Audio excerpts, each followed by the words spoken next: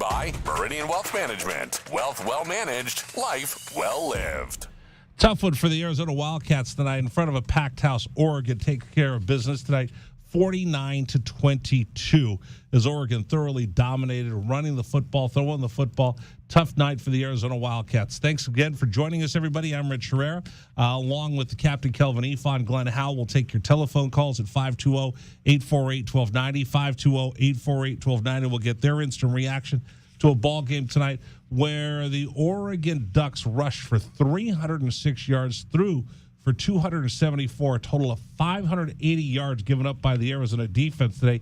Arizona responded with 356 yards of their own, 241 through the air, 115 on the ground, but it was just too much Oregon today. Oregon is a top 25 team. They're number 12 in the country. They showed why today. Arizona threw a punch early in the ball game, but Oregon responds, and after the initial drive to begin the ball game, they just get the ball and run down the field, and Arizona is hapless to stop them on the afternoon into the evening before the packed crowd today at Arizona Stadium. So we'll take your telephone calls, 520-848-1290, 520-848-1290. Arizona didn't have an answer for Oregon's running game today, Kelvin, and through the air, Bo Nix ends up going 20 for 25, 265 yards through the air, but all of their touchdowns, 7 of them coming on the ground, including 3 by Bo Nix himself. So let's get instant reaction for the captain, Kelvin Efon. Yeah, man, that's tough right there, man. I think I had said before the game, you have to run the ball and you have to have an attitude about doing it. And I feel like, Oregon came in here trying to make a point that, yes, you can pass it, but you have to be able to run the ball to be able to put yourself, your team in a position to win the game. So I just feel like Oregon came in here and just kind of tried to make a statement with their run game. I mean, when you're talking about 20-25 in the air, well balanced, but that run game is what it was all about. Yeah, it was just a difficult night for us tonight. We looked like we were a little bit unmatched,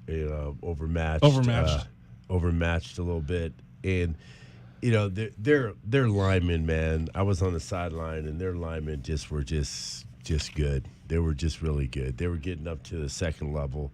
They were just covering guys up and moving guys out, and that's why Bo Nix has only been sacked one time. He was back there. I think I could have completed a couple passes tonight. You know what? You have all the time in the world. You know what? I'll go Dennis Green. We know who you are. You are what you are. They're an awfully good offensive line. They run the ball downhill. They've got guys that can run the ball downhill. And Bo Nix, everybody wants to talk about and still remember the good Bo, the bad Bo versus Auburn. But this is a different Bo Nix after this game against Georgia. That offensive line has been absolutely outstanding. He doesn't get a lot of pressure. In fact, the only dirt they have on the uniform tonight for Oregon, for Bo Nix, is the stuff that they already pre-put on there, pre-produced to make it look like it was a dirty uniform, because he had no problem moving the football down the field. Very little pressure on him thanks to that big offensive line that Dan Lanning inherited from Mario Cristobal, Kelvin. Yeah, and just the way the coach called the offense. I mean, I think we, on our text message, talking about how Oregon's calling their offense where, run. Then I hit you with the pass. I mean, you're just so off balance. I mean, then I hit you with the play action and we get you over the top, for a big one. You just don't know what's coming. I mean, it's just tough when you don't know. And I think vice versa, where I told you how they was going to drop back and try to play the pass and try to tip one and get an interception here or there, because they're not going to run. So they gashed them a couple times, right? Right. Arizona gashed them on a couple of nice runs from DJ Williams, because they're like, hey, they're not going to beat us with the run. Yeah. And so they just played the pass. Jaden DeLore, 24 for 42, 241 yards, 1 touchdown. Did have the 1 interception. That was a tip ball at the line of scrimmage. Jed Fish talked about it. We'll hear that coming up in a little bit, that was a ball where they had the wide receiver right where they wanted it, but the defensive lineman put his big paw up there and knocked the ball away. Yeah, and the thing is that Oregon just made us – I think they confused our defense a little bit, because when they went in that trips formation, They moved the trips to the one side. They started on one side, they went to the other side. It looked like we were confused, and then all of a sudden, guys were wide open. Well, can we go back to something? Can we go back to something that Heath Bray said in the pregame show about being prepared, and you knew once you come out. And he said something like, when they come out formation and personnel, you should know exactly what they're going to do. There's all these different types of things. Oregon, to their credit, were coming out. They were going heavy package. They were going trips. I mean, they were just all over the place. Remember, Dan Lanning is a defensive coordinator. He's not an offensive coach. So give credit to the Oregon coaching staff. Ken Dillingham, who was the offensive coordinator at Auburn, and he's probably the next coach in waiting, called a brilliant game tonight against Arizona, Kelvin. Yes, he did. And I think, a lot of times, Rich, coaches are great copycats. You go look at what North Dakota State was doing. Bingo. Yeah. And that looks exactly like that set where they was running that heavy big, set, right? That heavy set where they was running big number 44. They say, hey, let's go heavy because let's bring in more tight ends because they have a lot of DBs back there. And if you look at the tackle chart, I think we had one DB with 13 tackles. Yeah. The next DB. You have no chance. You have no chance to win if your DBs are making all the tackles. That's right. Let me grab that for you in just a second. You guys talk for a second. I got it Jackson right here. What Turner, you're talking about? 13. Jackson Turner, 13 tackles today, 8 solo. Yeah. Christian Young, 9 tackles, 4 solo. Traden Stukes, 7 tackles, 4 solo. Christian Roland Wallace, 5 tackles, 3 solo. The linebacker with the most tackles tonight was Colby Cage. 5 tackles, 3 of those solo. Jerry Roberts had 4. Jalen Harris had 3. Maldonado had 3. So basically what you're seeing is they weren't bringing him down at the line of scrimmage, any of the runners, Bo Nix included, and they were getting to that second. And if I've got Turner and I've got Young and I've got Stukes and I've got Ciro going in there, that means they're getting to the third level and they're picking up chunk yardage. At one point during the ball game, I think that they were averaging 10 yards a game. It shortened up a little bit as they put in the second stringers, but still 10 yards a game. You're just picking up first down every time you touch the football. Yeah, and as I said earlier, it's demoralizing. It's when someone just runs right through your defense and hits their head on the goalpost. It takes something out of those guys standing on the sideline that's not actually in the game. Yeah. What I'm saying? And that takes a little energy away from your team, and then it starts to feel like same old thing again, right? So it's just one of them things that, is going to keep showing itself. It's going to be a sore until we get it fixed. And the thing is like what I said at the beginning of the pregame is that they can score every single time, and that's exactly what they did. They had seven in a row. 7 in a row. Possession. 7 in a row they went and scored. 7 Just times. marched down the field. Yep. Now again, listen, this is a good team. There's a reason why they're number 12, and there's a reason why Arizona's not ranked. And you certainly saw the difference between the top of what we have in the conference where Arizona wants to go and what Arizona ended up doing tonight in the ball game. Now, a couple things we talked about. Arizona needed to play a perfect ball game. Let's be honest. If you're the Arizona Wildcats, you can't afford to make any mistakes. And I want to go to the very first drive of the game for Arizona because Arizona's moving the ball. Jaden DeLora is in rhythm. They're moving the ball down the field. In fact, do you have the highlight of the fumble? I do, yeah. All right, so as Arizona marches down the field after turning away Oregon to begin the ball game, because remember, Arizona won the toss and wanted the ball first, and they're marching down the field. Everything's going right. They get into the red zone, and the last thing in the world that you can have happens to the Arizona Wildcats. Let's take a listen. Ball on the left hash mark. Cats will break the huddle. Wiley will split out wide right. Empty backfield. DeLora hands off and then fumbles the ball. And Oregon's going to recover back at the 12-yard line. The exchange never happened. And the ball laid on the turf. Ducks jump on it. Looks like DJ Johnson got it. And the Wildcats, the one thing they did not want to do tonight is turn the ball over in the red zone, and they just did it. I think he was trying to get the ball into his playmaker's hands. Jacob Cowan. You're trying to get it in his hands, but you hadn't really established the downhill run yet. Yeah, no, not right. And then the other thing I'll say is this: you have to be careful on those little gadget plays, and that's a reverse. That's a play that you use. I mean, especially once you establish the run, because you got the defense flowing, and you got them attacking the middle. Then you get them outside with some speed, but a lot of times the receivers and the quarterbacks don't have time to work on the mesh point. That's where you hand the ball off and you practice handing it off. Running backs and quarterbacks do that drill every day. But receivers and the quarterbacks sometimes, you know. So it looked like that on that play. You could tell that they haven't done that a lot together. And to your point, Dana Cooper talked about this on the broadcast. As that happened, Jaden DeLore comes over, Jacob Cowing comes over, Jed Fish comes over and says, "Hey, what happened?"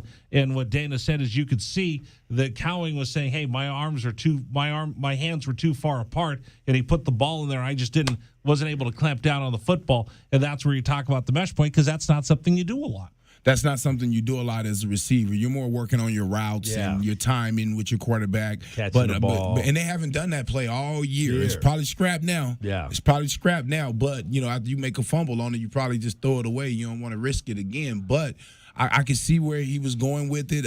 It looked like they had an edge going around that corner. So it was kind of set up perfectly. But the execution of a play like that is tough because, like I said, you have to work that mesh point. And Glenn, was that a first down?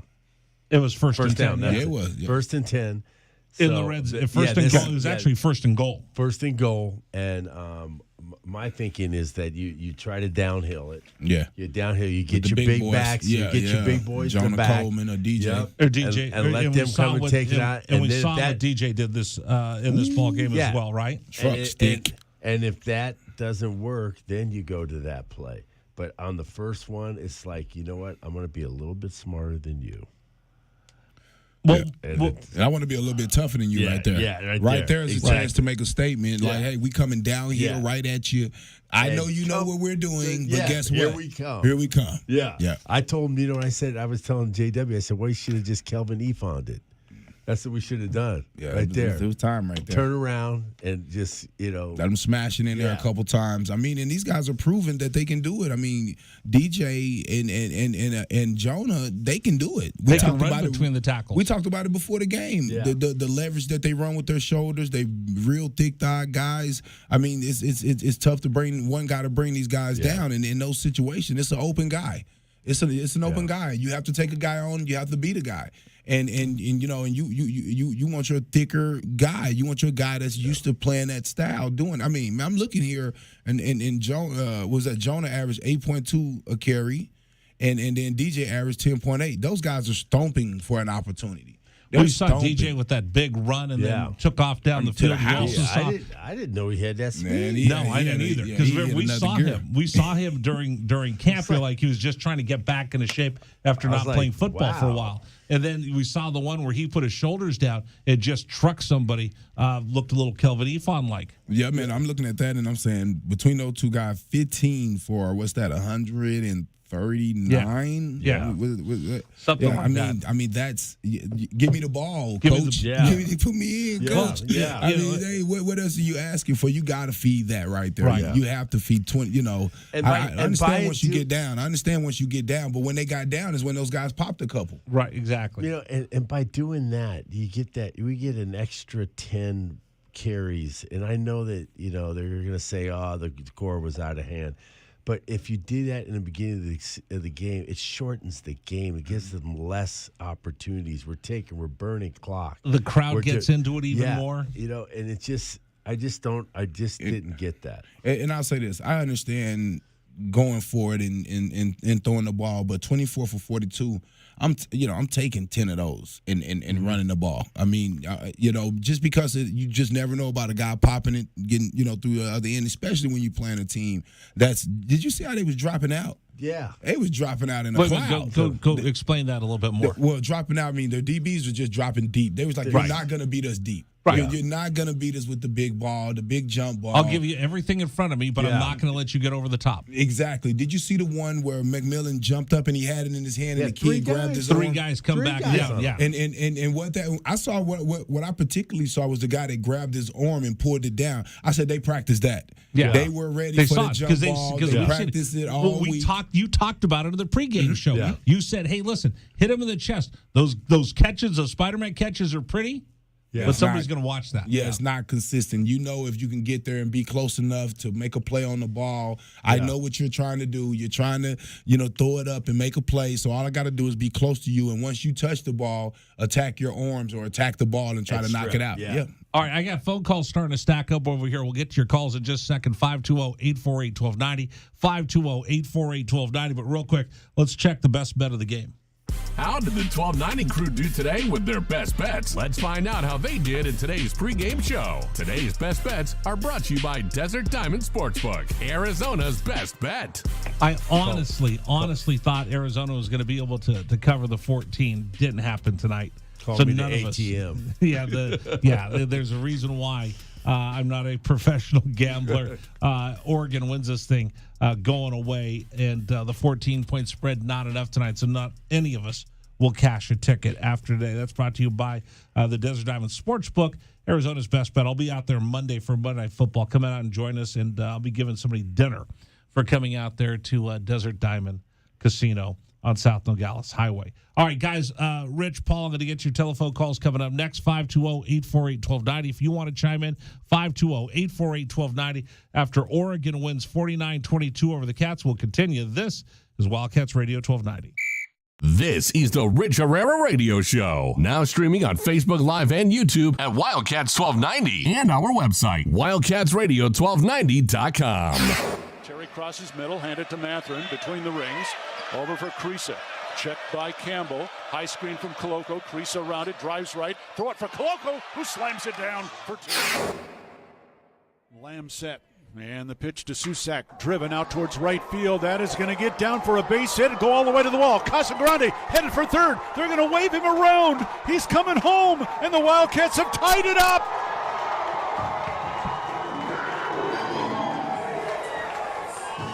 Susak with an RBI double to right center. And we're still playing ball. Tied at 16 in the bottom of the 10th. Shot blocked by Koloko, who grabs it out of the air. Ahead to Dalen Terry, Arizona with the ball, minute 30 to go, and a 6-point lead. Juzang working right, drives to the bucket, put up, blocked by Koloko, grabbed by Larson.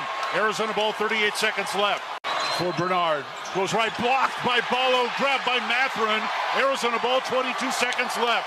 Campbell down for the Bruins, throw it out to Riley. He'll shoot the three, blocked again by Koloko. Ballo grabs it, it's over. Championship to Tucson. Hey, sports fans, it's Rich Herrera. Thank you so much for tuning into our stream. We'll be back in just a bit. Until then, how about some Arizona Wildcat highlights? Fourth down, in less than a yard, Trojans will go for it in a tie game. Slovis out of the shotgun. Step to his left. Step to handoff. It is good. Backfield and drop. No gain, loss on the play. Cats take over. That's a huge play by Arizona. Explosive play in the backfield that time. Shot blocked by Koloko, who grabs it out of the air. Ahead to Dalen Terry, Arizona with the ball, minute 30 to go, and a 6-point lead. Juzang working right, drives to the bucket, put up, blocked by Koloko, grabbed by Larson. Arizona ball, 38 seconds left. For Bernard, goes right, blocked by Ballo, grabbed by Matherin. Arizona ball, 22 seconds left. Campbell down for the Bruins, throw it out to Riley. He'll shoot the three, blocked again by Koloko. Ballo grabs it, it's over. Championship to Tucson. Dalen Terry quickly the other way, out to Tabellas, down the lane to throw it down with the left hand. Look out. The locomotive slams it home. Hey, sports fans, it's Rich Herrera. Show will be back in just a little bit. Thanks for tuning into our stream. Until then, how about some great moments from the University of Arizona Wildcats? Fourth down and 2, Arizona. Down 14-0. Wildcats on fourth down this year are 12 of 20. Offset backfield. Plummer to throw the ball, looking, throwing towards the back of the end zone, and it's caught. Touchdown, Arizona. Oh, did they need that? My goodness. Booby Curry had to leap in the air to take the ball over the top of the defender, and the Cats are on the board. ASU with the ball, down by 11, so they have to go. Steal by Koloko. He's going to drive the other way and slam it home, and foul by Lawrence. Why Lawrence contested the big man, Christian Koloko, with defensive steal and flush. Lawrence picks up his third foul. Big guys love to play point guard. Koloko looked like what, driving down that was from mid-court. 3-point lead again for TCU. Down to 30 seconds left. Matherin at the ball for the Wildcats. Matherin around a Koloko screen, picked up by Lampkin. Go outside for Koloko. Feed it to Terry, right corner. Terry can't go baseline. Circles back out top to Matherin. 10 to shoot. 16 left in the ballgame. Matherin, 3 balls straight away. Good! That's We're tied. a huge shot for Ben Matherin in Arizona. Timeout TCU. This ball game is knotted up. 12.6 seconds to go. Ben Matherin drains a deep 3 from straight away. He's got 24 points, and we're all even. Hey, sports fans, this is Rich Herrera. Thanks so much for tuning into our stream. Back in just a bit. Until then, how about some highlights from the University of Arizona? McLeod's going to line up under center. Wiley, the running back.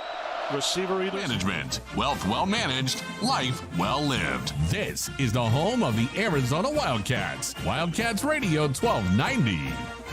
We continue with you here on the home of the Arizona Wildcats. Oregon comes in and takes care of business 49-22 over the Arizona Wildcats. Telephone calls are stacking up. We're going to get to everybody's call here in just a second. 520-848-1290, 520-848-1290. My name is Rich Herrera, along with Captain Kelvin Efon and Glenn Howell. Let's go out to the phones. I'm going to start with my buddy Rich, calling in from Chicago, frequent contributor to the program now. Rich, welcome. Bear down. You're a Wildcats Radio 1290. I couldn't get the game. I think I sent you a note. It was on the Pac-12 network. You couldn't get it over the air, so that's got to the Pac-12 network. Yeah, that's why we only get $20 million a year. It's not like the SEC in Florida, Rich. No, I know, but I actually got some highlights streaming it, and I knew that we were in trouble from the first half stats. And I was getting flashbacks about what we talked about the keys to winning that game and being highly competitive. And, what really jumped out at me, and I was really surprised at the margin of victory and the fact they scored 49. Mm-hmm. And, their coach, Lannon, being a Georgia, is a run-first guy. Mm. That's how he's coached his whole life. That's what Georgia does. They grind you down. They have a complimentary passing game, but they try to set you up and soften you up through play action, through running the ball, big offensive line, and terrific running backs. So he's kind of wed to that. That's why I said Bo Nix doesn't scare me throwing the ball, but I understand. I didn't see the game like you guys. Nix had a big game throwing the ball, didn't he? He was just efficient enough. Yeah. He was just efficient enough to keep Trent Dilfer tonight. Exactly. 20-25. Very efficient. 20-25. Yeah. Very efficient. But he made the plays that he needed to play. Yeah. When they needed to play, they needed a ball downhill. Nothing risky. Right. In control. Smart.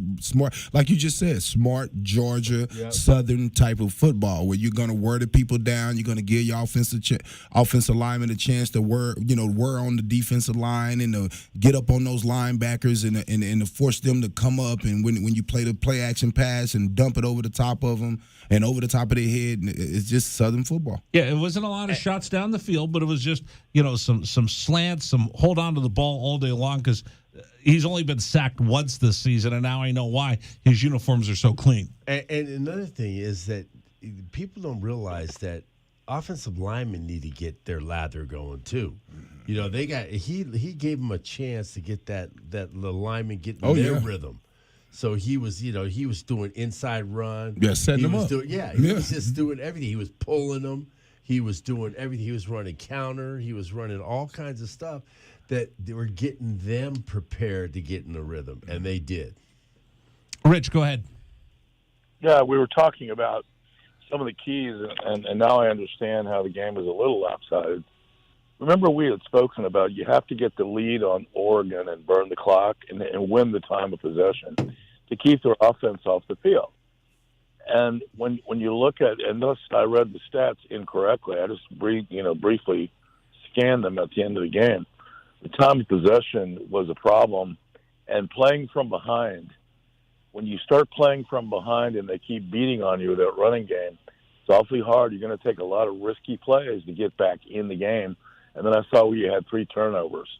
I don't know how, but was it fumbles or interceptions? There was one interception, but let's go back to what we were talking about. And Glenn, so Rich is a frequent caller to the Score in Chicago, and he calls CBS Sports Radio. Now he's been following the Cats as well. He played football in Florida, and then Glenn Howell was a tight end here in Arizona. Kelvin was the captain of the Holiday Bowl team, one of the best teams in the history of Arizona. But we went back to this, and we said Arizona's got to play a clean game. They can't turn the ball over. He just said it right there, Glenn, something you had for the keys to the game. That fumble on the first drive, 1st and goal, when you have an opportunity to punch it in, take the lead, put Oregon back on their heels, that fumble right there might have been the backbreaker. Yeah, I think that, we had the ball and we did some, pitch instead of running it downhill, which we have some really good downhill backs. We did some other a little reverse. It's almost reverse. like it was a reverse down the line. Reverse down the line. First and goal reverse. First and goal reverse, and we fumbled the ball. So got a little cute. That turned. Got a little cute. Got a little cute early in the game. Exactly. Rich, thank you for the call, brother. I'll talk to you soon. Yeah, I got one last question for you go guys. ahead. Because I'm not real up on the Pac-12. I'm just trying to catch up and learn it. You guys, Washington got upset, as you know, by Arizona State, and you guys play the next 3 games. You got Washington, who hopefully got beat up enough by Arizona State, it softened them up. Southern Cal and Utah; those are 3 pretty good games.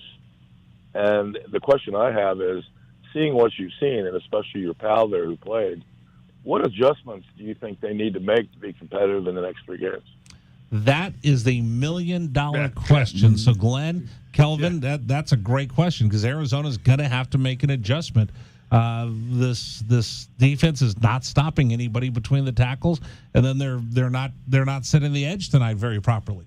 Well, I think one of the first things you do to help your team is run the ball. Yeah, exactly. I think that's one of the first things you do, and the reason is, again, you're running the clock. You're giving the defense something else to worry about. If I'm playing Arizona and I have to beat you, I have to stop Delora, I have to slow down Cowing, McMillan. So again, I'm gonna put extra DBs in the game. I mean, I'm gonna force you to run and show me that you're gonna beat me running. And I just think defensively, we just got to figure out a way to tackle. I mean, we have a bunch of new starters, here. Well, not new. Kobe Cage is a new linebacker. The other linebacker just is going into his 2nd year. And I just feel like that, we got to figure out a way to get these guys to get some of these backs down because, 41 attempts, that's disrespectful. We know that you guys can't stop us, and so we're going to just cram it down your throat. Run the ball down your throat. And the thing is, also, we got to understand how to shorten the game down, like Kelvin was talking about. We need to run the ball and shorten the game down. Like you said, Steve, you said that we got to give them less possessions, and how you do that is that you run that clock. That's the team we are. You keep Bo Nix off the field. Yeah, if we had to have Bo Nix come and he had to catch up, that puts him in a difficult situation. And we did not do that at all tonight. We got him real comfortable. Yeah. All he had to do is just turn around and hand the ball off. And then if he had to pass one, he'd go back to pass, and he'd sit down and have a cup of coffee and then throw the ball. And he didn't get moved off his launch point once tonight. Not once. Not once. Rich, thanks so much, brother. I'll talk to you soon. Okay, see you guys. All right, take care. That opens up a phone line for you, 520-848-1290, 520-848-1290. Let's go to Paul on his way back to Phoenix on the Wildcat Express. Paul, good evening. Welcome. Bear down. You're on Wildcats Radio 1290. Rich, Glenn, Kelvin, thanks for taking my calls. Wow, I love hearing from Rich in Chicago. I love his great knowledge. Okay, but I'll start by saying my name's Paul. And I did play Tucson youth football against Van Strom. Does that count for anything? Hey, I played Madden once, so that's where I get everything from. Guys, so here's the thing, and again, I won't take too much of your time because I want to hear other callers. I really do. I hope other people call. You're not taking up our time, dude. We love having you I'd rather call. talk to you than anybody else. You're my favorite, so go ahead. Well, let me tell you, I wanted to stop by tonight. I wanted so bad to introduce you, Rich, to my grandkids. They were in their U of A cheerleading outfits and all that stuff. I'll figure out a way to send you a picture. But yes, do that. Here's the thing, okay? Let's go back, and again, these are the things that irritate me, a fan. Okay. Okay. When we won the coin flip, I get it. I know what coach is trying to do. I really do. Let's get the ball. Let's score early on him. Blah blah blah. I get that. I really do. But for whatever reason, I just said, man, can't we please defer and let's get it for the second half? Because I'm thinking we may need it to start the second half. And we'll leave that one. Okay, let that hang for a little bit. Now, first drive, you guys already said it. Well, hold on a second. Hold on a second. Let's go. Wait a minute. I was in agreement with that. I'm in agreement with what you just said because I thought we should have deferred. So many times you see this in college football. Fourth quarter, Kelvin comes up. What's everybody do? Raise their helmet up. They put the fourth. We're going to win the fourth quarter. Arizona needs to win the third quarter. Arizona needs to come out at the half and do something and make a statement right there. So, you know what, Rich? Paul? I don't think that you're out in left field on that one. Kelvin, Glenn? No. I like to defer. I like to get the ball the first half, and then we can either press them or we can put, some pressure on them. And I'm gonna say mentally. I'm gonna say mentally, where to me, when you take the ball, it's saying that this is our only shot. Yeah. That's how I feel. Thank you. Yeah. When you take the ball, it's like, wow, I never thought about it like that. We have to get ahead. This is our only chance. So when other teams stop you, that brings doubt into a lot of people's mind. Now, I'll credit them. They did get a stop. Yeah. They did get a 3 and out. Good. But that's showing that he doesn't really have confidence. Yeah, you don't believe in the defense. Right? You don't believe in the defense. I mean, that's the first thought. Like, hey, we got to get up and we got to play from the front. But that sends a message right away to your whole team. Yeah. To your whole team, because you got to believe in them, because you're going to need them regardless. They're going to have to get on the field regardless. So, most of the time you always take that. And some people will say, well, if they would have won, they would have kicked it to you and you would have had to do something anyway. But they deferred. They said, kick it to us. That's different. We don't have a choice. Yeah, but exactly. Whoever makes that choice, it gives an advantage. I mean, it's a little feeling. It's a little feeling of disrespect. If the other team wins and takes the ball, I'm the other team. Like, what? Hey, let's go out here. Let's go out here and stop these guys. Yeah, exactly. There's something on the chart, and I'm going to have to ask.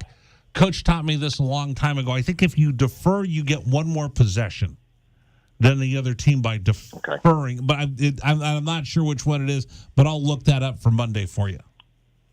Right, and there's too many. I think there's too many positives that happen when you defer and you get that ball to start the third quarter. Because, like you guys probably said, if the score is 0-0 and you come out in the third quarter, then you get the ball. You have a chance to I have a chance to finally end the scoreless game. Or if you're up 20-0, you could put it at 27-0 and finish them off.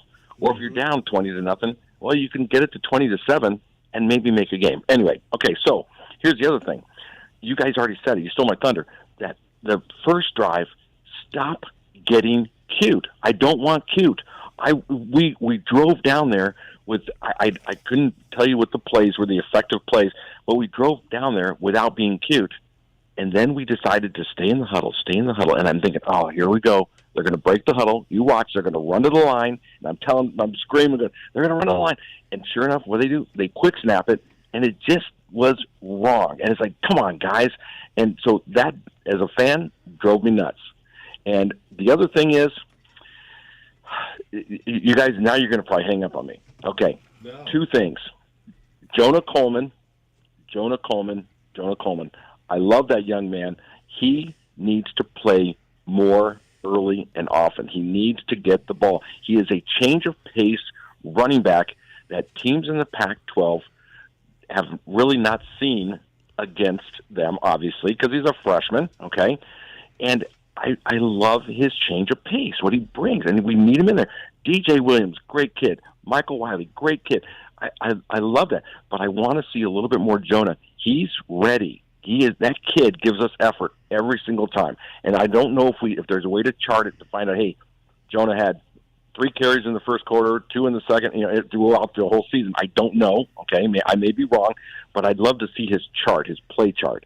And then the other thing is, and here's the killer, okay? I love our quarterback, but I see Glenn. You're old enough, Glenn. Remember Fred Downtown Brown, the Seattle SuperSonics? Yes. Okay, when he'd hit 3-pointers, what did he do? He hit more 3-pointers. He was red hot. The kid was on fire.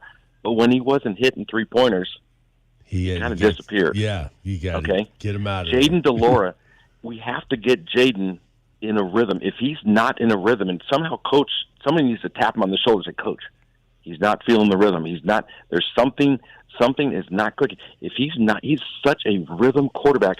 When he's good, we are a top 4 team in the Pac-12. Okay, when he's not on, we are a bottom 4 team in the Pac-12. Okay, if not bottom 2, he has to be on. So my thing is, I'm still going to preach, and Rich, I know Rich, you've had to hear me say it. I still want to see, I want to see Noah, and I don't want to see him. And we could have seen him tonight with 11 minutes left in the fourth quarter, and then he's warming up with 5 minutes left in the fourth quarter. And I told my daughter, I said, I want Oregon to run the clock out because I don't want him to even see the field. There's no reason to see the field with 3 minutes left or 2 minutes left. That's ridiculous. So I would love to see Noah. Coach won't change because he's very. Well, I don't think you want to open up. I don't think you want to open it up for quarterback controversy. Let's just be candid. Why, Rich? Why? Tell me why. I'm being serious. No, I want to know why. We're trying to win a game. We're trying to win games. And if I have a quarterback in there who can't hit 3-pointers and he keeps throwing it up, it's like he's just not off. He's not on tonight. He's not on. You can tell he's throwing behind guys. It drives me nuts, and it's like, why can't we change? And I don't want to cut you off here, but let me make you understand this. A lot of times, as a coach, you don't change it because guess who's calling the plays? Yeah. Guess who's and there's a certain responsibility that goes with the coach as well. So he's calling some plays that he knows getting them in rhythm. That's maybe not working. So there's some and that's why Jed talks about the trust between the two of them, because it's not just Jaden. I'm sorry, I didn't mean to cut you off, Kelvin. Go ahead. Yeah, I was just gonna say there's probably plays that Jaden may not be comfortable with, but you're calling them because you're trying to have a comeback or trying to get back in the game, and so maybe this not the game you want to call when you're winning. So I just think it's a little bit of both. I'm not putting this all on DeLora because as a coach, you have control over the plays that you call and the situations that you put the guy in as well.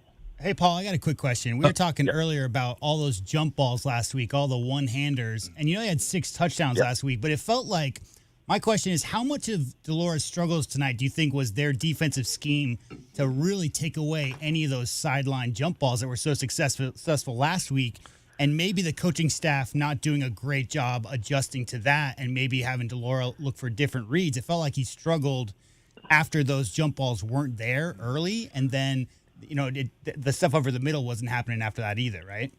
And didn't have anything over the middle. And I want to add to that. And let me add to that right there. And what happens, I was worried about that.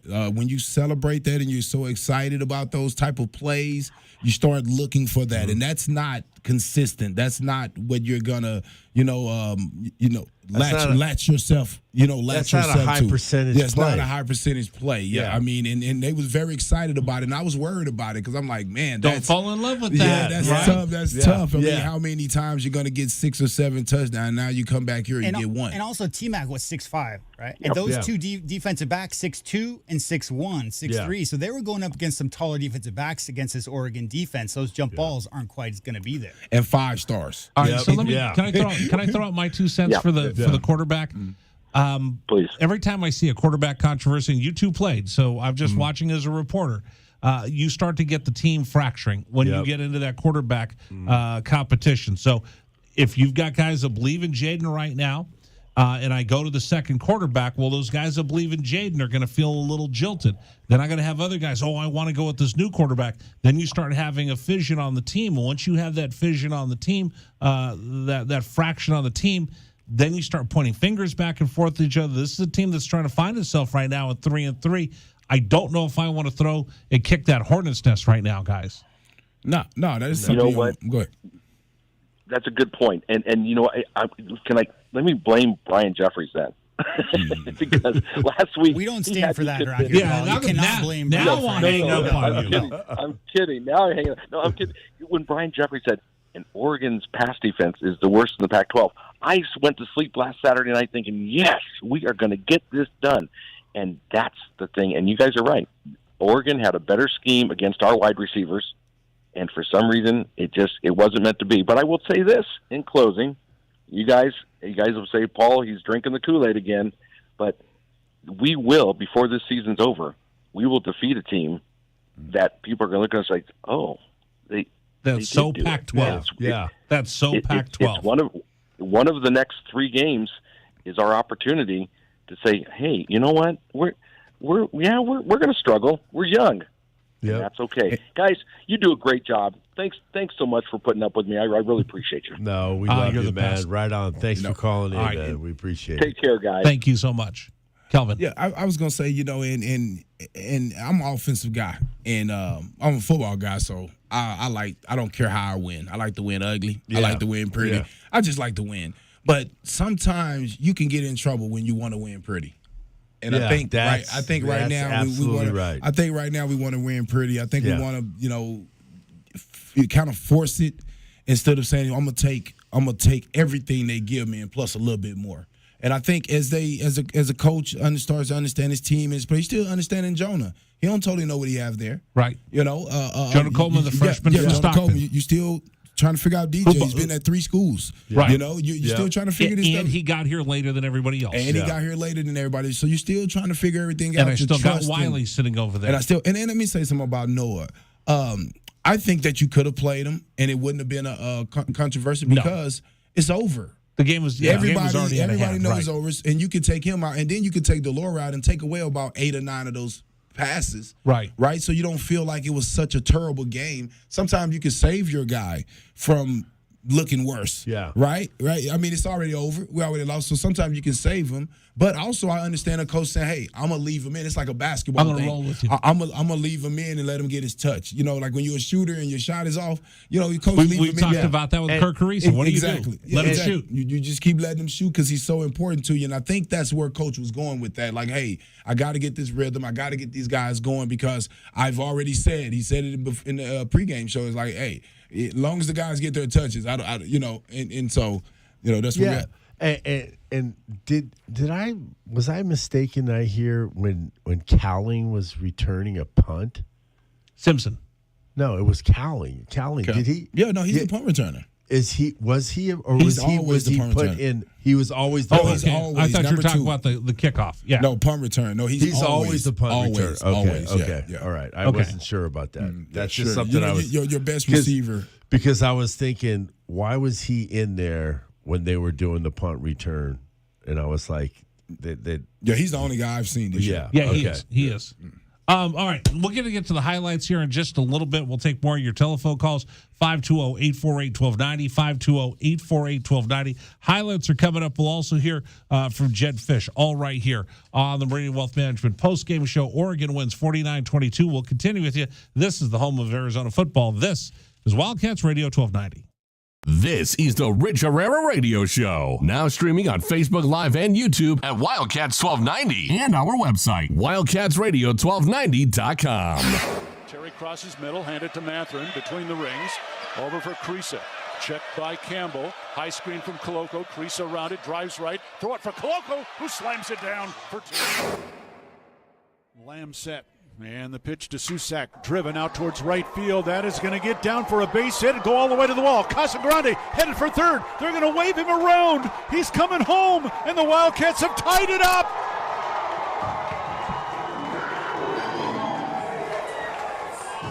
Susak with an RBI double to right center. And we're still playing ball. Tied at 16 in the bottom of the 10th. Shot blocked by Koloko, who grabs it out of the air. Ahead to Dalen Terry, Arizona with the ball, minute 30 to go, and a 6-point lead. Juzang working right, drives to the bucket, put up, blocked by Koloko, grabbed by Larson. Arizona ball, 38 seconds left. for Bernard. Goes right, blocked by Ballo, grabbed by Matherin. Arizona ball, 22 seconds left. Campbell down for the Bruins. Throw it out to Riley. He'll shoot the three. Blocked again by Koloko. Ballo grabs it. It's over. Championship to Tucson. Hey, sports fans, it's Rich Herrera. Thank you so much for tuning into our stream. We'll be back in just a bit. Until then, how about some Arizona Wildcat highlights? Fourth down and less than a yard. Trojans will go for it in a tie game. Slovis out of the shotgun. Step to his left. Step the handoff. Into the backfield and drop. No gain, loss on the play. Cats take over. That's a huge play by Arizona. Explosive play in the backfield that time. Shot blocked by Koloko, who grabs it out of the air. Ahead to Dalen Terry. Arizona with the ball, minute 30 to go, and a 6-point lead. Juzang working right, drives to the bucket, put up, blocked by Koloko, grabbed by Larson. Arizona ball, 38 seconds left. For Bernard, goes right, blocked by Ballo, grabbed by Matherin. Arizona ball, 22 seconds left. Campbell down for the Bruins. Throw it out to Riley. He'll shoot the three. Blocked again by Koloko. Ballo grabs it. It's over. Championship to Tucson. Dalen Terry quickly the other way. Out to Tabellis. Down the lane to throw it down with the left hand. Look out. The locomotive slams it home. Hey, sports fans, it's Rich Herrera. Show will be back in just a little bit. Thanks for tuning into our stream. Until then, how about some great moments from the University of Arizona Wildcats? Fourth down and 2, Arizona. Down 14-0.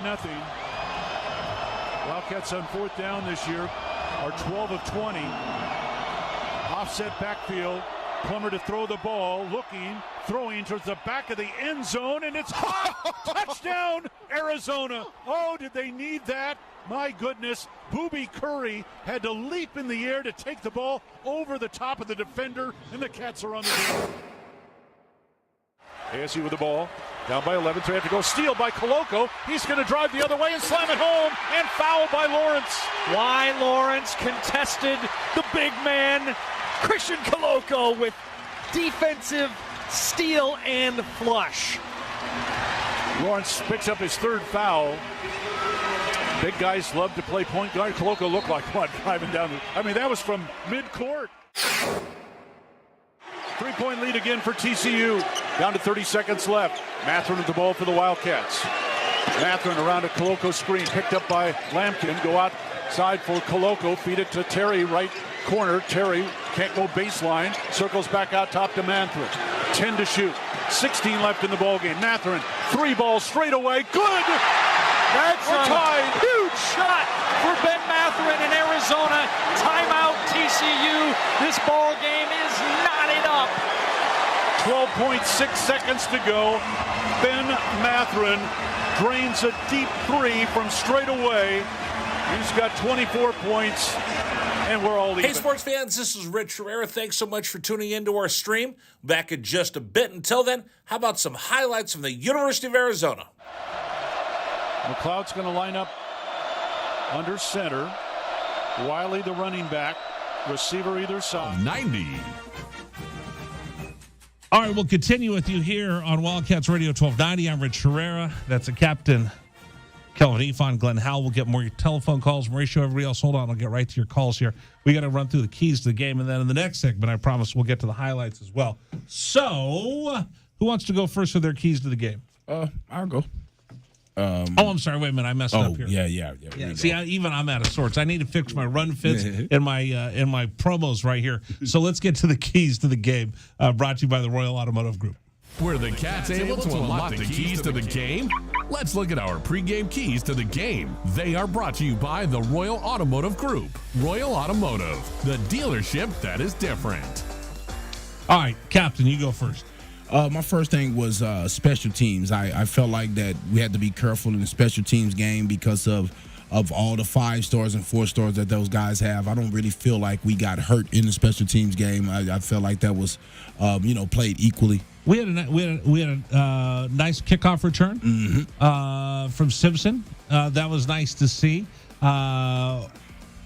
Couple punt returns. Tyler Luke. So you can argue that may be a positive. That we may have won that battle right there. But my other one was defense. I felt like we had to stop the run And, we did not do that today. We was not able to stop. All the touchdowns were from rushing the ball. And then I think offensively, I said, we have to run the ball, and try to keep their offense off the field a little bit. And I thought when we ran it, we was very effective. DJ and Jonah Coleman, very effective. But, those guys didn't get enough touches to really affect the game the way that I think they could have. Brenton, what'd you have for your keys to the game? My keys to the game was win first and second down. I don't believe we did that. I think we were getting 1 yard, 2 yards. I'm going to disagree with you a little bit. Yeah. I think there was a line of demarcation, and I think I sent you a text. This is the part where the offense is starting to get out of rhythm. So in the beginning, I think they kept them on schedule. There's a couple plays where first drive. Yeah, on the first drive they kept them on schedule, and then things started going the other way. There were a couple plays. I think you're right though. I better be careful before I disagree with you on something. As I look through my notes over here, there were some 3rd and 7s, some 3rd and 6s. That's not keeping them on schedule. So you're right. I'm wrong. So let me just shut up and let you finish. There was a moment, guys. Dana on the sidelines said the stat right before they stopped their 7-touchdown drive progression. He said that they were averaging a 10.6 on first down. So right up until the point where they had scored their 7th touchdown in a row. First down, they were averaging 10 on first down plays. So through the first quarters, I looked through my notes and I took over here. 3rd and 6, 3rd and 7. There were some decent 3rd and 2, 3rd and 3 for no gains. So they were okay through the first quarter. 15, I think, on third down though. 10-17. 10 for 17. Mm-hmm. Oh, okay. I so no, you were right. I'm wrong. So I'll just be quiet. So and then the next thing I was thinking is that we got to get some 3 and outs. We got to get get some stops. We can't. We got to shorten the game down and not get because they can score rapidly, and that's exactly what they did. They scored rapidly. They scored every single time they got the ball. Boom, and that boom, killed us. Boom. So my keys to the game is don't make mistakes. So I just made 2 mistakes. I didn't call for the billboard, and I disagreed with you because I misread my note that I wrote down. See, I use this. I'll show everybody on the stream. I go through and I make all these notes, and I actually misread my own chicken scratch. So I apologize. How dare I disagree with Glenn Howell over here, Kelvin? He's got a better mustache than I could ever think of growing right now, right? I apologize to you and your mustache. And I forgot what Slick D said his name was in college. I forgot Slick D. I forgot it, man. I should text Slick D. Body beautiful. yes. Body beautiful. Yes. Oh, that's outstanding. All right, here's my keys to the game. My keys to the game was Jaden DeLora couldn't be put in a position where he needed to force the ball. Jaden, don't force the ball. And I think once that broke down in that very first play of the first drive, and Arizona came away with no points, that I knew was going to be a backbreaker for the Arizona Wildcats because DeLora, once he got into that rhythm in the very beginning, everything was good. And then there was a play where he kind of pressed a little bit, and then Arizona just couldn't find the rhythm for the rest of the game. So that was one of my keys to the game. And once you're playing catch up, then you know what? Kelvin, you said it best. They're not going to put anybody in the middle of the field. They're going to drop Tampa 2 safeties back. Their cornerbacks are going to backpedal. They're going to give you everything soft underneath.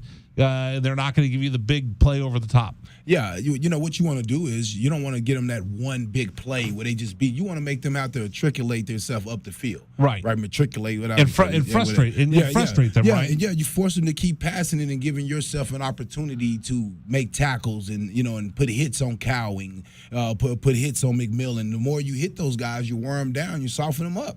It's just real. So you think about all those passes and all those routes that they're running. They're getting more fatigued. So you're just trying to wear them down. You're trying to force them to have to beat you with their legs, as we call it. And Jaden had one really nice throw early in the ball game where he hit Cowing over on the outside shoulder. Couldn't have been prettier. And you're thinking, man, if you just see that all game long where he's not forcing it, he threw that ball where only Cowing's going to get it and nobody else is. But that's tough, Rich. You think about it. If I know what you're going to do, I know you're trying to beat me over the top. We had all those big plays the week before. These guys watch film. These guys watch film. There's no way I'm going to let you do that to it. And I also said the offense watched film and said, look how they're running on them. Yeah. Let's run the same plays, and we have better athletes than Cal. We are Oregon or North Dakota State. So let's line up in the same sets and see if we could get the same results. And I guarantee you can go look at the tape. Those were the same tight end sets that I've seen in both of those games. Because Lamont talked about the heavy package they put in. Yeah, and they just put right it in this at week? us. They just came in. I don't know if they put it in this week, but they had that. When they shifted over and they went from one side to another, they just seemed like we just couldn't adjust to that. Right, and they were coming in using two tight ends in that heavy set, just running the ball downhill. You saw them run up that A gap, and then you saw them break that off tackle, and when they found that little crease, boom, they were gone. Yeah, and what that does to a defense, it just keep creeping everybody up. The DBs start coming up, the linebackers start coming up, and you get that big play over the top. Now, as a DB or a defense, you don't know what's coming. Well, you remember against North Dakota State, Johnny Nansen had to dial up some zone to keep the defensive backs from desperately trying to get in there to help with run support. Yeah, I mean, and it's just tough, when you're in that situation where the offense is just, whatever they're doing, it seems like it's working. It's tough for a defensive coordinator.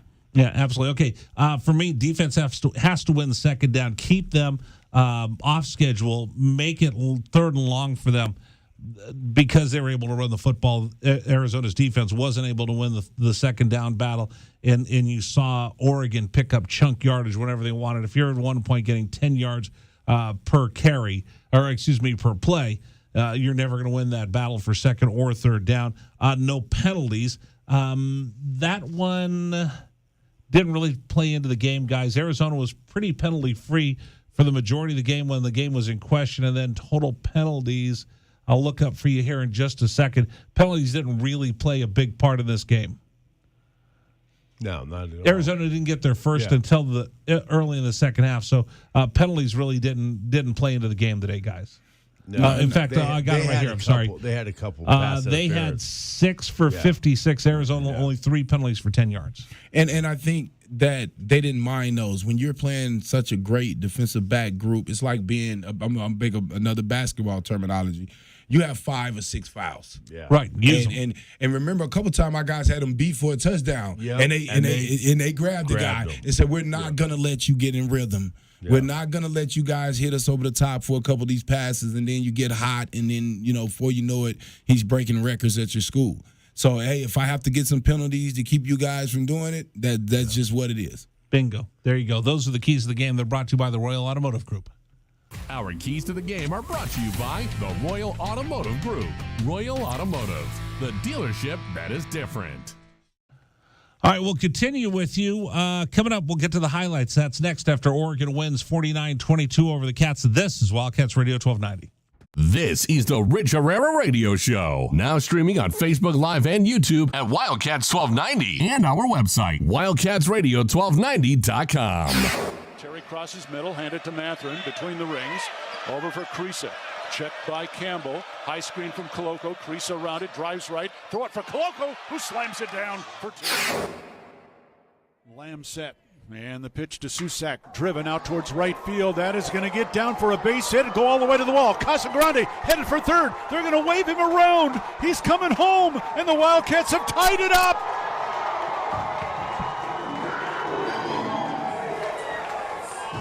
Susak with an RBI double to right center. And we're still playing ball. Tied at 16 in the bottom of the 10th. Shot blocked by Koloko, who grabs it out of the air. Ahead to Dalen Terry. Arizona with the ball, minute 30 to go, and a 6-point lead. Juzang working right, drives to the bucket, put up, blocked by Koloko, grabbed by Larson. Arizona ball, 38 seconds left. For Bernard, goes right, blocked by Ballo, grabbed by Matherin. Arizona ball, 22 seconds left. Campbell down for the Bruins, throw it out to Riley. He'll shoot the 3, blocked again by Koloko. Ballo grabs it, it's over. Championship to Tucson. Hey, sports fans, it's Rich Herrera. Thank you so much for tuning into our stream. We'll be back in just a bit. Until then, how about some Arizona Wildcat highlights? Fourth down and less than a yard. Trojans will go for it in a tie game. Slovis out of the shotgun. Step to his left. Step the handoff. Into the backfield and drop.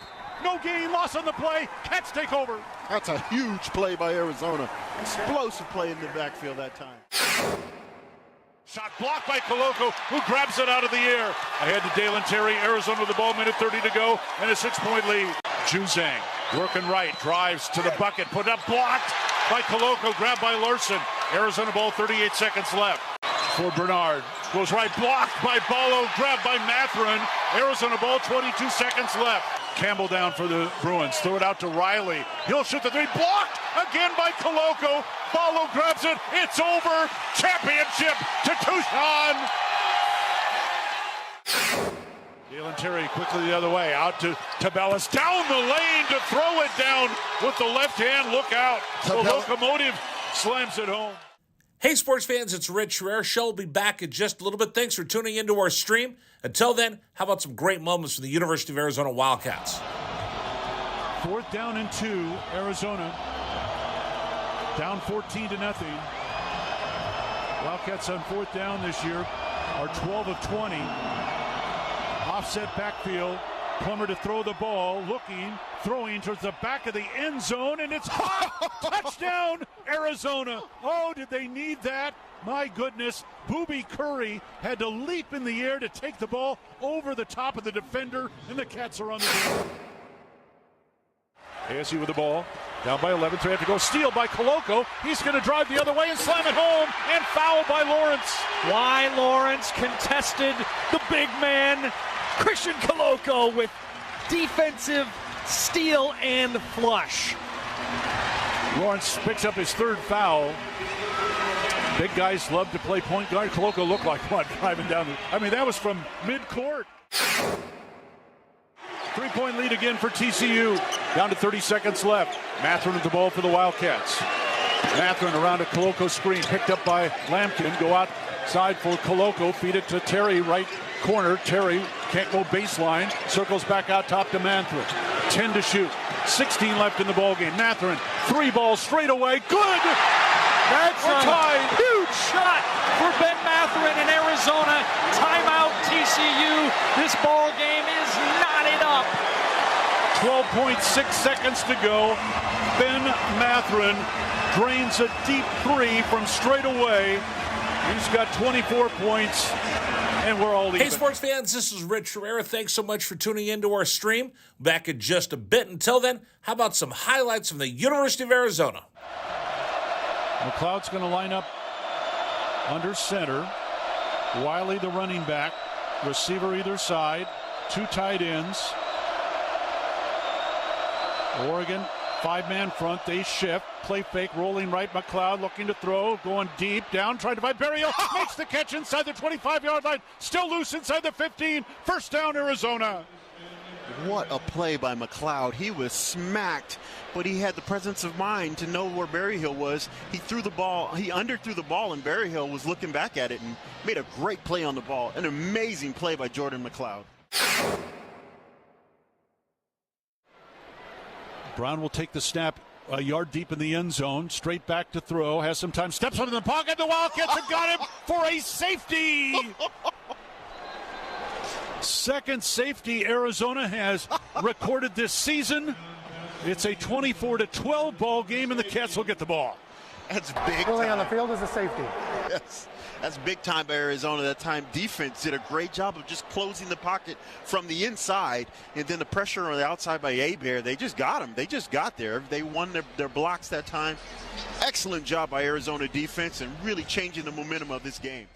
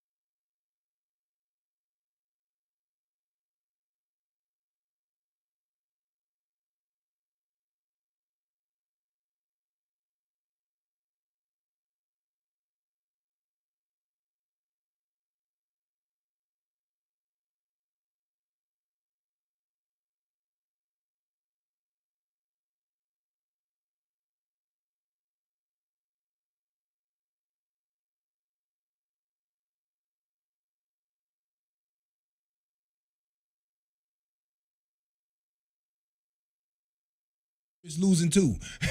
Basically, you're going to risk losing too. So, understand that. And so those guys understand it after getting beat like that. You get beat like that. And they got beat down. Yeah. And what it does is, Rich, it teaches you how to beat somebody up, though. Yep. And teaches you exactly. You look at the way Georgia beat you. They didn't give you nothing on offense. Right. They ran the ball down your throat. They forced themselves. That teaches you, like, this is what we're going to have to do if I want to be successful winning a battle.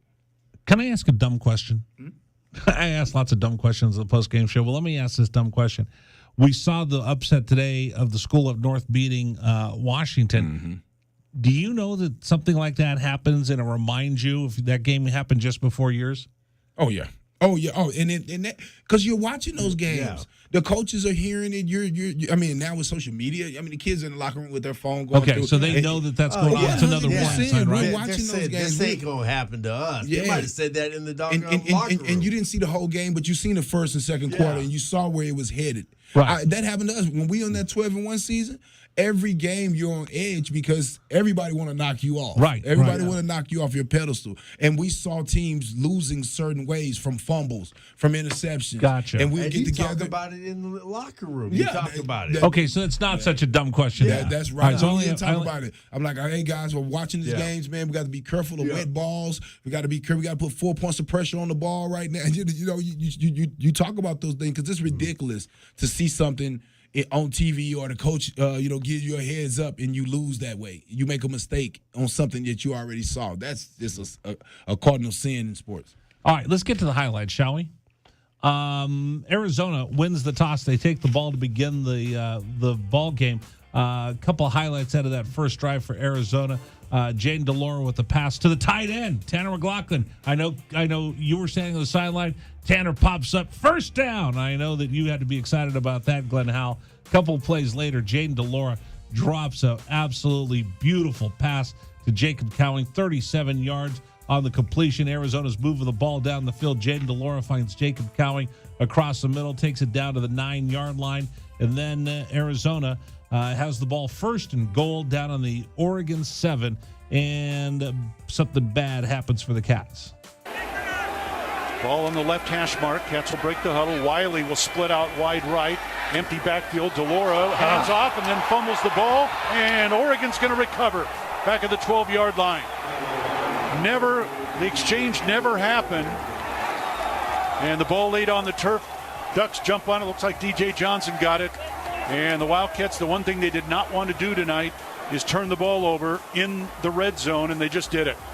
DJ Johnson, what was the big fella that played D-line for us a couple years ago? That's his younger brother. Paris Johnson, the big fella. The guy that's playing in the NFL. Yes. That's his little brother right there. Made a play on us, man. But no, that was tough right there. I don't think they were trying to get cute, but we've never ran that play before, and in that situation, I just feel like and number one, I was a downhill runner. Get that ball to one of them big 220, 230-pound guys. That's what you got him here for. And that's one of the things that we were talking about when camp broke. The definition and the roles that everyone was going to play. Wiley was going to be a guy. In fact, I remember Scotty Graham said this. Wiley's going to go. You're going to have Jonah Coleman zigzag go. Then you're going to have someone who's going to be able to run downhill like DJ Williams. And we hadn't seen the best of DJ Williams in camp. He was still getting into shape. But he goes, now I got a guy like DJ Williams. Boom, he's just going to run people over. And at that point, I was wondering, once you get into the red zone, do you go with your big downhill back? And we've seen DJ Williams run people over. And I just want to come in on this. I mean, I scored 17 touchdowns, and they knew what we were going to do. We lined up with 3 heavy set tight ends. He falls in, he's going to get the ball. Same play, power off tackle. You know what was coming, and it was an attitude play. Even if you stop us, we're coming in. We're coming at you. If you stop, we're gonna go to another play. But it's a statement play. We're gonna run that set out every time, at least once, to see if we get positive yards. If I got 4 yards, he ran it again. Right. I knew that. If you get 4 yards, he's gonna run it again. So it was just one of those things that it's for the offensive lineman.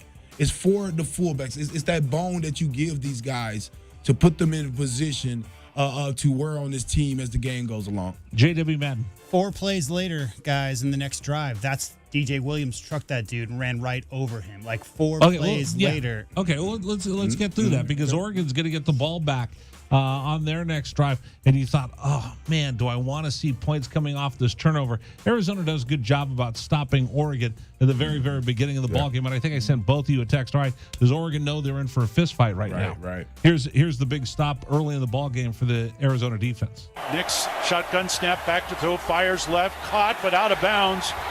Pushed out of bounds at the 30, and that's short of the first down. Franklin made the catch, but the Wildcats' quick reaction there, and Roland Wallace pushed him out. It'll be 4th down. Ducks will have to punt. Ducks will have to punt. So as the Ducks punt the ball back to the Arizona Wildcats, Arizona's going to get the ball, and this is the play that JW was talking about. This one I know had to bring a huge smile to my friend Kelvin Efon's face. Ball left hash, and the handoff will go left side. Oh, he knocks down a man and takes it for a first down out to the Arizona 48-yard line. DJ Williams punishing Oregon. Wow. Wow. That's the one you don't want to be in film the next day when they're showing that one. Boy, he got ran over. DJ 6'2", 225, and showed it there. He just trucked him. I mean, truck stick, man. I know that feeling, and it's Rich, when I tell you the feeling of running over another man and knocking him back on his back and stepping on his chest. It ain't nothing like it to inspire your team. But once you do that, you got to go back to that. You got to continue. There's no way you have 6 carries after you done that. And that wasn't even a big run carry. No, he had one. He had one where he took off. See, to me, when you see a back running like that, you know he has it going like I had it going. Right. And you start feeding him. Baby. You start feeding him. You start putting that you put that baby spoon in his mouth and let him go to work. But when you have a back going to work like that, you know you can make the game so much easier for yourself. But again, I understand. You know who loves that the most? Offensive line. And the defensive linemen and the defensive coaches, because their guys are getting a chance to rest, and a fresh defense is the best defense. Absolutely. Arizona's going to take the ball down to the 21-yard line. That's where the drive will stall. Arizona will bring out Tyler Loop to score the first points of the ball game. Kyle Ostendorp is the holder. Seth McKellar, the long snapper. Ball down. The kick is up. Plenty of distance, and it is good. And the Cats are on the board as they take the opening lead with 5:13 to go. All right, so Arizona takes the early lead in the ball game. Oregon's going to get the ball back, and here's where the house of horrors starts for the Arizona Wildcats. Plenty of Bucky Irving running up the middle. Bo Nix has a pass complete for 10 yards, and then they give the ball to Noah Whittingham. Noah Whittingham, and this is something we've seen all too often this season. First down, Oregon. At its own 45-yard line, trailing 3-0. Nix will take the snap, handoff right side, looking for a hole. There's a hole there, and maybe gone, and that's Noah Whittington. Is anybody going to catch him? 10-5, nobody caught him. Touchdown, Oregon. Wow. Noah Whittington, sophomore out of Fort Valley, Georgia. That'll be his longest run of the season. And Oregon quickly takes the lead at 6-3. Whittington, I should know his name because he ran the ball a lot, fellas. That was just boom, taken off, and we've seen that play a couple times this year. And we was just talking about Southern backs, and they say from Georgia, right? This little kid in there, and I'm thinking, I'm gonna say it again, Rich. When you're watching the video, when you're watching the film of the last game, and you're watching North Dakota State guys run overs, you're watching the Cal guy run overs. This kid said, "I'm a 5-star. I'm better than Ott. I'm better than that guy at North Dakota State." I mean, Coach, give me the same plays and let me show you what I'm going to do with them. And then I think that's what's happening until you stop that run, until you they're going to continue. They're going to run the same play that they saw. You're going to see. You're going to get a steady diet. Absolutely. All right, so Arizona gets the ball back. We don't see a lot of returns in college football because you kick the ball back in the end zone. It's easy. You take it from the 25. No reason to return the ball. But it was a short kick for the Oregon Ducks, and it gives Arizona a good chance to come back with a decent return. We mentioned this last week. We just haven't seen a lot of kickoff returns, a lot of strong legs in this league. Yeah. And a lot of coaches would just as soon do away with the kickoff. It is the most dangerous play in football. So here's the approach on the kick by Boyle, and this one is headed short, and Simpson will take it at the 4, bring it up the far hash to the 10, 15, out to the 25, crosses to the 30, turns the corner 35, out to the 40, and out of bounds, shy of the 45, and that's why you don't want a kickoff return, and the Cats will have great field position to start out. Guys, that's a 39-yard kick return for Anthony Simpson. Yeah, his 40 time must be pretty nice, because when I tell you that was a quick Pac-Man-like eat-up of yards, he was out. He was shot out of a cannon. Yeah, when I saw that, I was on the sideline, and I said, man, he's gone. He didn't hesitate. He's gone. He made that choice. Yeah. He was gone. Yeah. Yeah, there was a big gaping hole in the middle, and he had to actually squat down a little bit to pick up that football and grab it with both hands and make sure he secured it. Then he was off to the races. Yeah, sometimes that throws the defense off a little bit because it changes their angles when they're running down in their punt return coverage, because they don't know exactly what you're finna do. Because when you catch it in the air, it's a lot easier because they could, but when you catch it off the ground, it seems to always open up a gap somewhere. Yeah. And a guy that kicks the ball out of bounds, out over the end zone all the time, some of those guys come down a little slower. Because you're not used to Right. Kick it off. We got Tyler Lewis. We know he's going to put it through and then all of a sudden, I go, whoa. I got to tackle somebody. I got to get up there and hustle. All right, Arizona's next possession, they're going to end up punting the ball away, but it was a great punt by Arizona's all Pac-12 punter, Kyle Ostendorp. Ostendorp into punt. Again, the line of scrimmage is the Oregon 49. Now, Ostendorp would like to drop this one and pin him deep. And that's what he takes. Sky punt here. And that's going to bounce at the 5 and gets a great Arizona bounce down it inside the 10. Kyle Ostendorp, he has got a foot. Yeah, he does. And that's how you like to draw it up. He dropped the ball in there and it just bounced and it went dead. And that's the perfect way to do it. Well, I now I'm getting to see, when you put them all together, we may have won the special teams part of the game. Yeah. We may have won that. Yeah. Because we had a lot of key plays that kept us in there early. Yeah, and I was saying the field position, that was one of my things, field position. Keep them inside. We got to just make them take long drives. And unfortunately, they did. Yeah. And they ended up taking this one 90 yards. It starts out with Bo Nix with a run for 9 yards. And again, we were talking about that. Can I win? Can I keep them on schedule? Oregon was on schedule the entire time. As now they really start rolling through the football game. So Bo Nix picks up 9. Irving picks up 7. Bo with a pass to Chase Cota for 7. Then Bo Nix with a pass to Dollars for 9. Then Whittington with a 15-yard run, and it sets up Bo Nix for this big completion that sets up the second touchdown for the Ducks. And Ducks go in a hurry there. Trips right again of Nix. And a 15 on that last play. Nix deep drop, looking deep. He's going to throw deep towards the end zone. Got a man open. Diving catch inside the 5-yard line is made. It'll be 1st and goal, Oregon at the 2. Hauling it in down there, and that was just a perfect throw and catch. And there was Chris Hudson to make the catch for Oregon. What a catch. 1st and goal. Yeah. 13th catch of the year for Hudson. On 1st and goal, the handoff goes inside and in for the Oregon touchdown. And boy, the Ducks with Nix running the show. Yeah. I mean, they're explosive, and this is what they do. What's so difficult about stopping them? They run a variety of things. They make you cover every inch of the field. They're going sideline to sideline, and they're going deep. They're doing everything. So it's just a lot to have to cover. That's the 6th rushing touchdown of the year for Bo Nix. And Oregon now with a 13-3 lead. So PAT is good. Oregon will take a 14-3 lead. Arizona gets the ball back after DJ Williams goes up the middle for a 2-yard loss. Then DJ Williams with a 3-yard loss. We were talking about this, guys, as we were texting back and forth. Sets up Jaden DeLora for a really nice pass to Michael Wiley. They pick up 16 yards. Unfortunately, on 3rd and 9, DeLora is sacked, and Arizona's going to be forced to punt the ball. Next up for the Oregon Ducks, and again, this is when they start getting on a roll, guys. Bucky Irvin runs up the middle for 8 yards, then 4 yards. They start moving the ball down the field. Then Bo Nix finds Cota for 30 yards.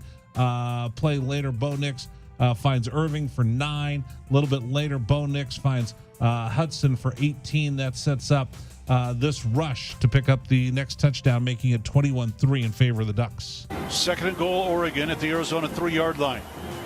Nix tonight 10 of 11 for 141 yards. I backfield now, no wide receivers.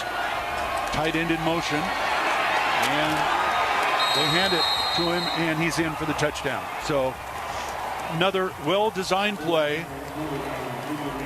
Latavo, the tight end, scores it. And the Ducks now lead 20-3.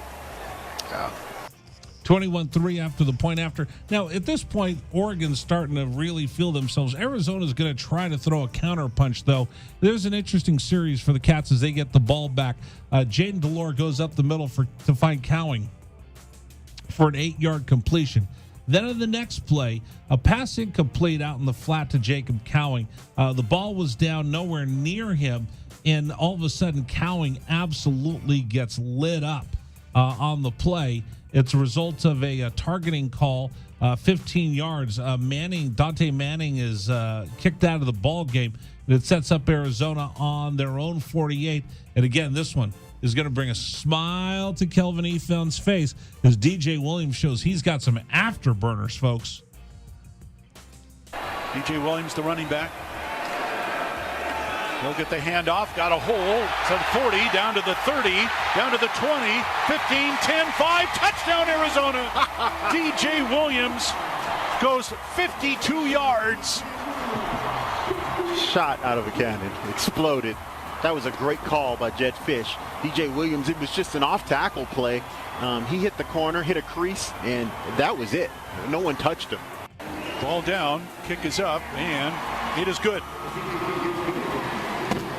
Just like that. Just like that. The Cats can explode as well. They sure can. I mean, and boy, that's the first time I think we've ever gotten a chance to really watch DJ open up like that in open field, and he's fast. I was going to say, I've never seen him run that fast before. He outran the entire defense. They didn't get close to him. I was surprised about how fast he was. That was just like he was moving. Yeah, and you could tell he caught the defense off guard. They did not think that we was going to rush the ball right there, and he hit the hole, man, and he hit it with intentions of, running right through that goal line. And again, showing that talent is there and that the ability is there to be able to play through these guys. And now I also want to say this. I thought that targeting penalty is what guys Cowan is a little guy. Right. And people want to put hits on you. You coming across that middle. He makes a lot of plays across that middle. People will try to make a statement. People are going to try to, as we always say, you toe that line. You toe that line. But I think that was a message that was, sent by Oregon that, hey, you're going to pay for some of these catches you come through here. Well, okay, if I'm watching the film, we're 6 games in, right? Now we're 6 games in. What do you guys tell me about the eye in the sky? Hey, don't lie. So if I'm looking at the highlights and I keep seeing Cowing, aren't I going to try to impose my will on him? Yeah, and I understand, promoting your guys. I love it, but you're promoting their first in receiving, second in receiving. That's what you call bulletin. Target. Yeah. That's right. I'm putting a target on your back like this guy isn't going to beat us. We can't let this guy beat us. And I think that's the reason why the run game kind of opened up, because I really believe Oregon was more concerned with making sure that those receivers didn't go off and embarrass them like the games they had before. Yeah, they were saying that we were the best receiving core in the pack. And Can I tell you something? Do you remember something that Kelvin talked about in the pregame show when he was on with Trung? Yeah. Who'd you talk about in that bowl game? New Mexico? In New Mexico, Urlacher? Yeah. How big of a hype there was for Urlacher? What did you two want to do? We had the target on his back. I mean, we ran right at it. You want to run over him. Right. That's what happens, man. When whoever gets talked up, sports is a game where you need different little things to help motivate you and to get you going. And and anytime I could find, Rich, I would find anything. I'm telling you, if I look in there and I seen you was from Hollywood, I said, "There's no way you can beat me at football." I would just try to find something. Well, that's why we go back and forth to the California-Texas thing all the time, right? Yeah. Because when I do that, you see his eyes, right? You see the look in his eyes whenever I challenge Texas football. I know that Texas football is the king of everywhere, and that's why they play as well as they do. So whenever I do that, his eyes get big, and or they become real squinty, and he looks at me, and I feel like I'm prey right there because I know I'm just poking the bear right there. Oh yeah, man, it's a sense of pride for us down there, man. Sports, football, it's like a for a young man, it's a coming to. It's coming to life type of thing right there, man. Yeah. We take it serious. I know. That's why I did like to point out that the number 1 team and the number 2 team of the country played last night. Neither one of them in high school football are from Texas. Yeah, hey, it's all right. We're Modern Day came back and beat Bosco last night. I saw that, and we're like down in Texas. We're like the Pac-12. We cannibalize each other. All the big teams play each other down there. We don't dodge each other. That's right. There you go. There you go. I like that. All right, let's get back to the ball game. After Arizona gets that great play from DJ Williams, it's just more of the same from the folks at Oregon. Bo Nix gets the ball of the 25, starts leading down another drive, 13 yards on a pass to Ferguson. Then Bo Nix is going to find Franklin for 27 yards. A little bit later, he scrambles for 10 and sets up the next score for the Oregon Ducks as Jordan James pops it in from the 1. High backfield, hand off James. James dives into the end zone for the touchdown. Just no answer for Oregon's offensive front right now. They are big and physical and dominant, and they're just dominating the line of scrimmage right now. 4 straight possessions, 4 touchdowns for Oregon. 4 straight possessions, 4 straight touchdowns. Now, Arizona's going to try to break that up as we get to the half. Jaden DeLora comes out on the 25, picks up 3 yards in a pass to Coleman. Then Jaden DeLora goes to Singer. It's incomplete. And then this one. How about Jonah Coleman saying, hey, listen, that's a nice run from DJ. Watch me do this on 3rd and 7 from the Arizona 28. DeLora out of the shotgun will take the snap. Hand off to Coleman. Coleman got a first down over the 35, out of the 40. Throwing out Coleman to the Oregon 40, 35 down to the 30, and out of bounds at the 29 with 16 seconds left. Well, there's your big running play. That was a pretty, wow. They're in scoring position now. And they still got 16 seconds. Yeah. And no timeouts, but now they got a chance to take a shot, maybe at the end zone, maybe just get it closer.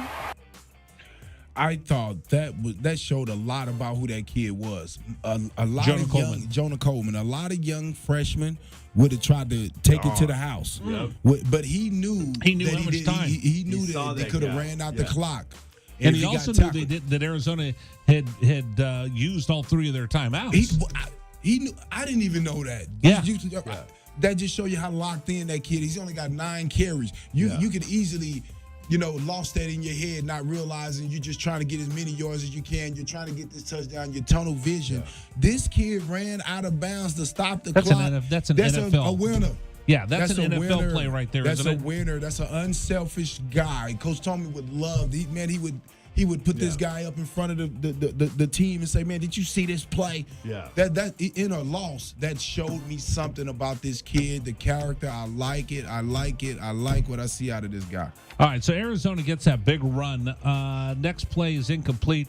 Jaden DeLora trying to find T-Mac, the other T-Mac, McLaughlin. It goes for naught. Then Arizona's going to come in. They set up, they got a pass interference play. A defensive holding, I should say, as they were going to go for it. And then as they get to 1st and 10, just a couple seconds left, they bring Tyler Loop out to kick a field goal to make it 28-13. So now you've got a 36-yard attempt from the right hash mark. And does Oregon use another timeout? He will.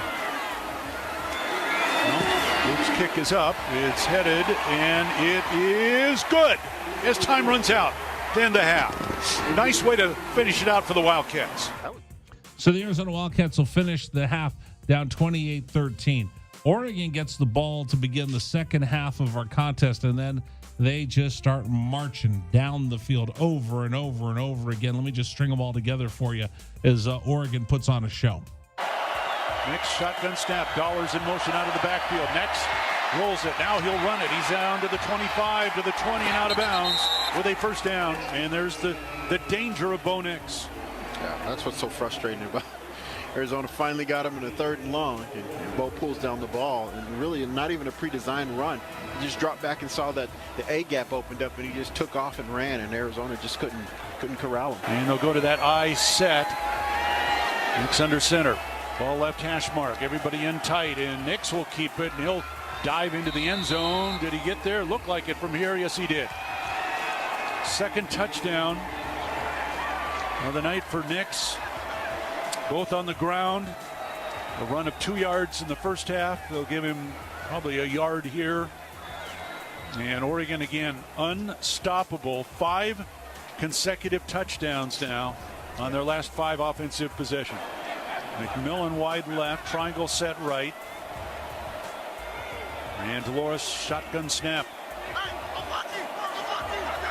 Ducks now showing pressure again. Delora deep drop, sets up, has time over the middle, and it's picked off. Oregon will take it back the other way. Pass intended for Cowing, missed him. 2nd turnover for Arizona. Oregon football. That was Joel Florence, the freshman out of San Diego. For Bo Nix, just the 3rd incomplete pass of the night. He's 17 of 20. He'll take the snap here and hand off. And there's Irving inside the 15 to the 10, down to the 5, and into the end zone. Touchdown, Oregon. Well, Bucky Irving goes 23 yards. And the Ducks add to their lead. It's just too easy for him right now. Bo Nix just saw a look that he liked. He audibleized to it, and everyone just got blocked on the play, and Irving really went to the end zone untouched. 6 consecutive possessions, 6 consecutive touchdowns for Oregon. 1st and 10 at the Oregon 14. P.J. Williams behind Delora. Jaden will take the snap. Play fake. Here comes the rush. And the sack and ball stripped away. It is loose out at the 40, and Oregon's going to recover.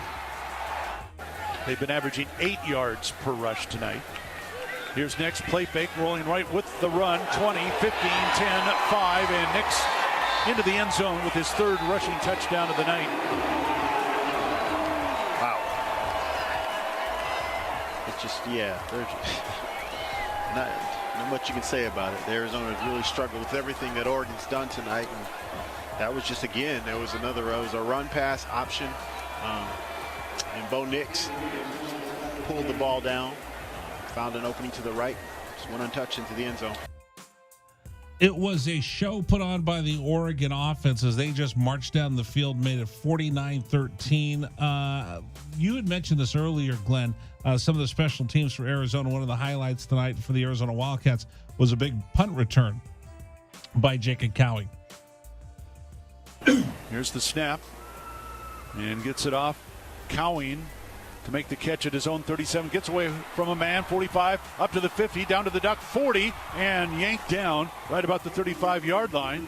Great return by Jacob Cowing, and outstanding field position here for the Wildcats. They'll start in Oregon territory for the first time tonight. He finally got that elusive return. Yep. He's had a hard time in the last couple of games fielding the ball, but you can see what happens when he gets the ball in his hands. Good things happen. He's so dynamic and so quick. And that was actually, JW just pointed out, that was their first punt since the first drive of the ball game. Tyler Loop's going to answer with a field goal to make it 49-16. Let's jump ahead over here to Jonah Coleman, another big play for the Arizona Wildcats in the ball game. At the Oregon 22, handoff Jonah Coleman around the right-hand side, breaks a tackle, spins away again, stiff arms a man, but finally ridden out of bounds. Okay. And way out of bounds, and there's a flag down. Stupid.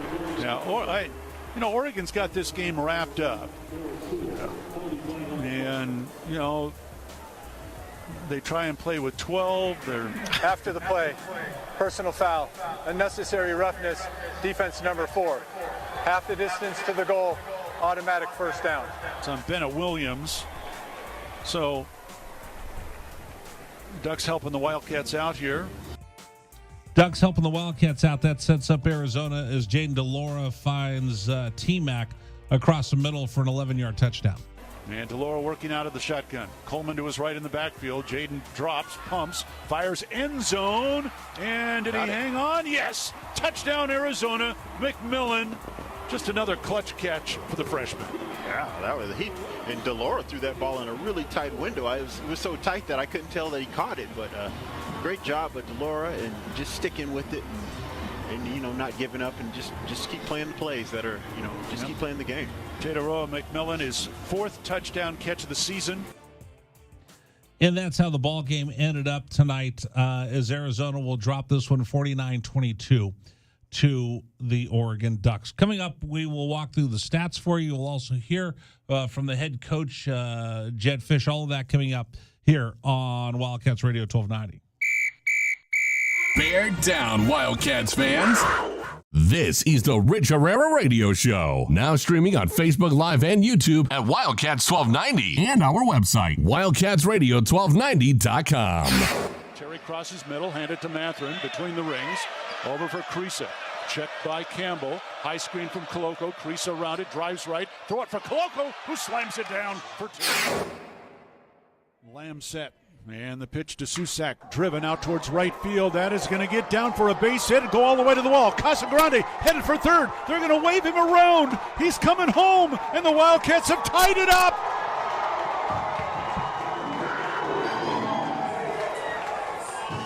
Susak with an RBI double to right center. And we're still playing ball. Tied at 16 in the bottom of the 10th. Shot blocked by Koloko, who grabs it out of the air. Ahead to Dalen Terry, Arizona with the ball, minute 30 to go, and a 6-point lead. Juzang working right, drives to the bucket, put up, blocked by Koloko, grabbed by Larson. Arizona ball, 38 seconds left. For Bernard, goes right, blocked by Ballo, grabbed by Matherin. Arizona ball, 22 seconds left. Campbell down for the Bruins, throw it out to Riley. He'll shoot the 3, blocked again by Koloko. Ballo grabs it, it's over. Championship to Tucson. Hey, sports fans, it's Rich Herrera. Thank you so much for tuning into our stream. We'll be back in just a bit. Until then, how about some Arizona Wildcat highlights? 4th down and less than a yard. Trojans will go for it in a tie game. Slovis out of the shotgun. Step to his left. Step the handoff. It is good. Backfield and drop. No gain, loss on the play. Cats take over. That's a huge play by Arizona. Explosive play in the backfield that time. Shot blocked by Koloko, who grabs it out of the air. Ahead to Dalen Terry, Arizona with the ball, minute 30 to go, and a 6-point lead. Juzang working right, drives to the bucket, put up, blocked by Koloko, grabbed by Larson. Arizona ball, 38 seconds left. For Bernard, goes right, blocked by Ballo, grabbed by Matherin. Arizona ball, 22 seconds left. Campbell down for the Bruins, throw it out to Riley. He'll shoot the 3, blocked again by Koloko. Ballo grabs it, it's over. Championship to Tucson. Dalen Terry quickly the other way, out to Tabellas, down the lane to throw it down with the left hand. Look out. The locomotive slams it home. Hey, sports fans, it's Rich Herrera. Show will be back in just a little bit. Thanks for tuning into our stream. Until then, how about some great moments from the University of Arizona Wildcats? 4th down and 2, Arizona. Down 14-0. Wildcats on 4th down this year are 12 of 20. Offset backfield. Plummer to throw the ball, looking, throwing towards the back of the end zone, and it's hot! Touchdown, Arizona! Oh, did they need that? My goodness, Booby Curry had to leap in the air to take the ball over the top of the defender, and the Cats are on the field. ASU with the ball, down by 11, 3 have to go, steal by Koloko. He's going to drive the other way and slam it home, and foul by Lawrence.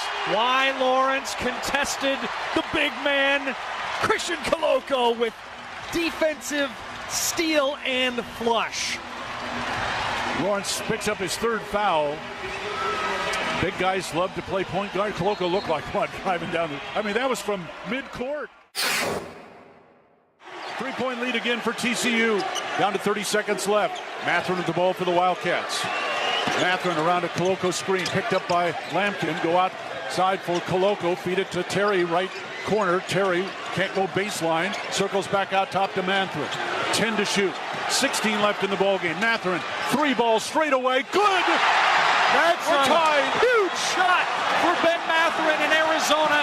Timeout TCU. This ball game is knotted up. 12.6 seconds to go. Ben Matherin drains a deep three from straight away. He's got 24 points, and we're all even. Hey, sports fans, this is Rich Herrera. Thanks so much for tuning into our stream. Back in just a bit. Until then, how about some highlights from the University of Arizona? McLeod's going to line up under center. Wiley, the running back. Receiver either side. 2 tight ends. Oregon, 5-man front. They shift. Play fake, rolling right. McLeod looking to throw. Going deep. Down. Trying to find Berryhill. Makes the catch inside the 25-yard line. Still loose inside the 15. First down, Arizona. What a play by McLeod. He was smacked, but he had the presence of mind to know where Berryhill was. He threw the ball. He underthrew the ball, and Berryhill was looking back at it and made a great play on the ball. An amazing play by Jordan McLeod. Brown will take the snap a yard deep in the end zone. Straight back to throw. Has some time. Steps up in the pocket. The Wildcats have got him for a safety. Second safety Arizona has recorded this season. It's a 24-12 ball game, and the Cats will get the ball. That's big. Pulling on the field is a safety. Yes. That's big time by Arizona. That time defense did a great job of just closing the pocket from the inside, and then the pressure on the outside by Abear. They just got him. They just got there. They won their blocks that time. Excellent job by Arizona defense and really changing the momentum of this game.